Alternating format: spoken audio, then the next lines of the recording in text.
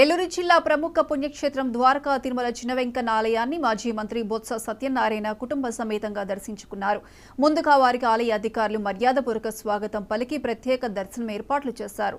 స్వామి అమ్మవార్లకు ప్రత్యేక పూజలు చేసిన బొత్స దంపతులకు అర్చకులు వేద ఆశీర్వచనం పలికి స్వామివారి తీర్థ ప్రసాదాలు అందజేశారు. అనంతరం స్వామివారికి బంగారు పూతతో చేయించిన హనుమద్వార వాహనాన్ని బహుకరించారు. దాని విలువ 32 లక్షలు ఉంటుందని ఆలయ అధికారులు తెలిపారు.